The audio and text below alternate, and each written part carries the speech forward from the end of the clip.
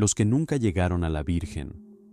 En el camino rumbo al santuario de la Virgen de Guadalupe, en la Basílica, donde miles de devotos avanzan cada año para pedir milagros o agradecerlos, existe un tramo de carretera que pocos se atreven a mencionar en voz alta. Un lugar donde la fe se mezcla con la tragedia y donde los muertos siguen caminando junto a los vivos, porque no todos los peregrinos llegan a su destino. Algunos quedan atrapados para siempre en el mismo sendero que los vio morir. Las voces de las peregrinaciones cuentan que, en la oscuridad de la madrugada, la carretera se convierte en un río de sombras. Las veladoras titilan con el viento, los rezos se mezclan con el crujido de los pasos y, a veces, con el rugido de un tráiler que pasa demasiado cerca. Han sido muchos los que perdieron la vida en esas rutas, gente arrollada por accidente, otros empujados por la imprudencia, algunos simplemente víctimas del cansancio extremo. Dicen que las muertes repentinas amarran el alma al lugar del último aliento, y esas almas no encuentran paz, menos cuando murieron caminando hacia un milagro que jamás recibieron. Los guías de peregrinación suelen hacer conteos antes de partir. Todos escuchan sus nombres, se acomodan por grupos y comienzan la caminata con ánimo y fe. Pero en ciertos caminos, ya casi llegando a la mitad del trayecto, sucede algo inquietante. Faltan 3, sobran 2, murmura algún guía confundido. Cuando revisan nuevamente, siempre hay más personas de las que salieron. Muchos creen que se trata de nuevos devotos que se unieron después del inicio. Pero la inquietud aumenta cuando llegan al santuario y hacen el último conteo.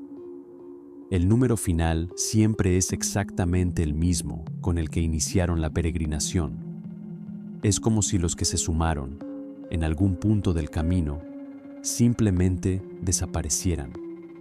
Los silenciosos del camino, quienes han logrado ver a esos nuevos peregrinos, coinciden en varios detalles perturbadores. Caminan con la cabeza baja, como avergonzados o cansados. No hablan jamás. Su ropa siempre está polvosa, vieja, como si llevaran días caminando sin descanso. Y su piel tiene un tono extraño, opaco, casi apagado. Algunos testigos han intentado conversar con ellos. ¿De dónde vienen? ¿Van también a ver a la Virgen? Pero los silenciosos solo levantan la mirada un instante suficiente para ver ojos llenos de una tristeza que no pertenece a ningún vivo, ojos que parecen arrastrar recuerdos de dolor. Cuando alguien les ofrece agua, ellos la aceptan, pero nunca la beben frente a nadie. Solo hacen un leve gesto de agradecimiento y se apartan. Horas después, al voltear, los testigos descubren que ya no están, que se esfumaron sin dejar huella. Ni polvo en el camino, ni pasos, ni sombra, nada. Una noche eterna. Cuentan algunos peregrinos experimentados que, si uno camina solo por aquellos tramos malditos y se queda rezagado, puede escuchar cosas que los demás no oyen. Murmullos que parecen rezos, repetidos como eco. El golpe seco de un cuerpo contra el pavimento. Un tráiler fantasma que jamás llega a pasar. Pasos rápidos detrás de ti, aunque no haya nadie. Y si eres muy desafortunado, sentirás una presencia a tu lado, caminando en silencio, respirando apenas, como queriendo seguir tu ritmo. No hay que voltear, dicen los ancianos, porque si lo haces, podrías ver el instante mismo en que esa alma murió. Algunos aseguran haber visto a un hombre cubierto de sangre que los acompaña unos metros, sin pedir ayuda, sin detenerse. Otros han visto mujeres con veladoras apagadas, caminando sin piernas, deslizándose como humo sobre la carretera. Pero lo más aterrador es que todos ellos siguen avanzando hacia la Virgen, intentando completar un viaje que la muerte interrumpió. El misterio del número perfecto. La pregunta más escalofriante es esta: Si los fantasmas se unen a la peregrinación, ¿por qué el conteo final nunca aumenta? Los abuelitos cuentan que, cuando llega el amanecer y los campanarios anuncian que el grupo ya está cerca de la basílica, las almas vagantes se quedan atrás. Se detienen en la carretera, mirando a los vivos continuar su camino, incapaces de dar el siguiente paso. Dicen que, en ese instante, sus cuerpos se vuelven transparentes, frágiles, como polvo iluminado, y luego se desvanecen. Algunos creen que desaparecen porque no han terminado su manda. Otros, que no pueden entrar al santuario sin ser llamados por nombre.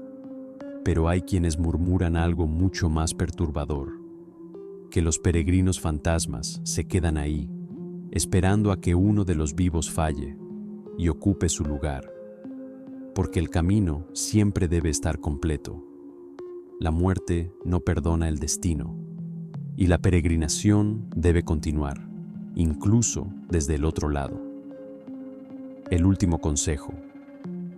Los ancianos del camino, los que han hecho la peregrinación más veces de las que pueden contar, siempre dan una advertencia a los nuevos. Si en medio del camino se une a tu grupo alguien que no conoces, alguien callado, polvoriento y triste, no le hables, no le preguntes, no intentes acompañarlo, porque puede que estés caminando junto a alguien que murió, tratando de llegar a donde tú todavía puedes llegar. Y cada vez que un peregrino siente que alguien extraño camina junto a él, baja la mirada, acelera el paso y reza, porque sabe que, en los caminos rumbo a la Virgen, los muertos también peregrinan, y a veces se confunden entre los vivos. El precio de una manda inconclusa. Cuentan los viejos peregrinos que el camino hacia San Juan de los Lagos, Jalisco, guarda tantos milagros como desgracias, y que no todos los que andan ese sendero están vivos. Entre susurros, al arrullo de las fogatas, se relata una historia que pone la piel de gallina incluso al más devoto: la leyenda del costalito. Cada año, miles de peregrinos atraviesan cerros y veredas para llegar ante la Virgen de San Juan. Caminan bajo el sol ardiente, el polvo que se mete entre los dientes y el viento helado de la madrugada. La fe es lo único que sostiene sus pasos. Pero entre ellos, dicen, caminan otros, sombras sin nombre, almas que se quedaron atoradas entre este mundo y el siguiente por haber fallado a su manda. Hace muchos años, un grupo de peregrinos avanzaba ya entrada la noche. La luna se escondía entre nubes espesas y el aire olía a tierra húmeda.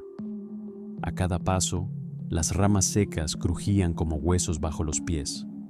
Fue entonces cuando la vieron. A la orilla del camino, sentada sobre una piedra enorme, estaba una anciana. Llevaba un rebozo oscuro que le cubría el rostro y a su lado un costal de ixtle, viejo y sucio. Apenas respiraba y su cuerpo parecía tan frágil como el de un pajarito enfermo. «Hijos», susurró con voz quebrada, «¿me ayudan? Este costal me pesa y debo entregarlo al Padre en San Juan». La mayoría bajó la mirada. Sabían lo que contaban las historias. A nadie le gustaba tentar lo desconocido, pero uno de los peregrinos, un joven de alma noble, se acercó. Sintió un escalofrío recorrerle la espalda, como si la noche misma le advirtiera que se alejara. «Claro que sí, abuelita, yo se lo llevo». Cuando el joven levantó el costal, un dolor le atravesó la mano. Era pesadísimo, mucho más de lo que su tamaño pequeño sugería. Cada paso hacía que el costal se moviera por dentro, como si algo golpeara las paredes de tela, algo duro. La anciana caminaba atrás de él, arrastrando los pies sobre la tierra. Su respiración sonaba como un murmullo lejano, casi un quejido. Poco a poco, el grupo de peregrinos notó algo inquietante. La anciana nunca tocaba el suelo. Sus guaraches viejos flotaban a unos centímetros de la tierra, moviéndose sin levantar polvo. El joven no lo vio de inmediato, pero sí notó que con cada paso el aire a su alrededor se volvía más helado, como si estuviera entrando en una cueva profunda. Al llegar a San Juan de los Lagos, el joven buscó al sacerdote en la parroquia. Aún sentía el peso insoportable del costal en sus brazos, como si le drenara la fuerza. La anciana iba detrás de él, silenciosa. Ya no respiraba, ya no parpadeaba, solo lo miraba con unos ojos hundidos que parecían fosas sin fondo. El sacerdote, al verlos, palideció. «Hijo, ¿de dónde sacaste ese costal? Una abuelita me pidió traerlo. Viene detrás de mí». El sacerdote lo interrumpió. «Detrás de ti no hay nadie». El joven sintió que la sangre se le congelaba. Volteó lentamente. No había rastro de la mujer, ni huellas, ni sombra, como si nunca hubiera existido. El padre tomó aire y con manos temblorosas abrió el costal. Un olor fétido escapó, denso y antiguo, que hizo que todos dieran un paso atrás. Dentro había un cráneo humano con la mandíbula rota, pedazos de huesos largos aún manchados de tierra y una imagen religiosa ennegrecida por el fuego. El sacerdote cerró el costal de inmediato y murmuró una oración. «Este es el resto de un peregrino que nunca cumplió su manda», explicó. «Su alma está condenada a vagar por los caminos, hasta que alguien cargue su penitencia por él». El joven comenzó a llorar. Sentía en la espalda el peso de la mirada de aquella anciana. Sentía frío, mucho frío, como si sombras invisibles aún caminaran detrás de él. El sacerdote puso una mano en su hombro. «Tuviste compasión», le dijo. «Eso lo ayudará, pero a ti te seguirá un tiempo, hasta que termines la manda que él nunca completó». El eco de la maldición. Dicen que ese joven nunca volvió a ser el mismo. Durante años, mientras dormía, escuchaba golpes secos, como huesos chocando dentro de un costal. A veces despertaba con la sensación de que alguien viejo y delgado se sentaba en la orilla de su cama. Otros aseguran que todavía hoy, en las noches de peregrinación, se puede ver a la anciana en el mismo sitio del camino, sentada sobre la piedra grande, esperando, buscando a alguien que cargue su promesa, o castigando a quien la haya roto. Porque en los senderos de San Juan de los Lagos, los que no cumplen su manda no caminan solos, y los que ayudan, tampoco. El viejito de la cruz. Desde que tengo memoria, en mi familia tenemos la costumbre de peregrinar cada año a Talpa para visitar a la Virgen Milagrosa. Caminamos días enteros entre cerros y montes, bajo el sol y el frío, pagando nuestras mandas como lo hicieron mis abuelos y mis bisabuelos. Pero hubo un año, en mi segunda o tercera peregrinación, en el que viví algo que todavía hoy me eriza la piel. Íbamos subiendo una cuesta muy empinada cuando lo vi, un viejito tambaleándose, sudando como si acabara de salir de una tormenta, cargando una cruz de madera enorme. Caminaba solo. No se veía que perteneciera a ningún grupo, ni adelante ni atrás venía nadie. Me llamó la atención que no traía huaraches. Sus pies estaban destrozados, agrietados, sangrantes, llenos de tierra y espinas. Me acerqué, lo saludé y le ofrecí un trago de agua. Me miró con unos ojos cansados y agradeció en silencio. Bebió con ansias y siguió caminando lentamente. Esa noche el grupo llegó al siguiente pueblo, cenamos y descansamos. Todo parecía normal, pero al día siguiente comenzó lo extraño. Salimos de madrugada desde Amacuesta rumbo a Los Patos, un tramo difícil, puro cerro y piedra suelta. Aún no amanecía cuando lo vimos de nuevo. El viejito con la cruz. Lo rebasamos sin problema, pues nosotros íbamos a buen paso y él apenas avanzaba. Pero un par de horas después, al llegar a un paraje donde solían descansar los peregrinos, él ya estaba ahí, sentado bajo un árbol. Nadie entendió cómo había llegado primero. Más tarde volvió a pasar. Lo rebasábamos y después lo encontrábamos otra vez adelante. 3 veces ocurrió ese mismo día. Era imposible. El camino era uno solo, sin atajos. Y él no llevaba mochila, ni agua, ni comida, solo la cruz. En un descanso junto a un río y una gran parota, pasó frente a nosotros, nos saludó y siguió su camino. Luego lo rebasamos otra vez, dejándolo muy atrás. Pero un par de horas después, al subir otro cerro, vimos humo entre los árboles. Al acercarnos, ahí estaba el viejito, calentándose en una fogata, como si llevara horas instalando el campamento. Nos miró y sonrió. Nada más. Nosotros estábamos agotados, así que no pensamos mucho y seguimos adelante. El viejito se quedó descansando bajo un enorme árbol, hasta que llegamos al pueblo donde pasaríamos la noche, y ahí estaba él, sentado muy tranquilo, con la cruz de madera recargada a su lado, como si hubiera llegado antes que todos, como si nunca hubiera cargado nada pesado. Los del grupo se quedaron callados. Alguien murmuró: «Pues, ¿cómo le hizo para ganarnos otra vez?». Otro, medio bromeando, medio temblando, dijo: «¿Y si es una de esas ánimas? Dicen que por estos caminos se aparecen muchos». El silencio que siguió fue tan pesado que parecía helar el aire.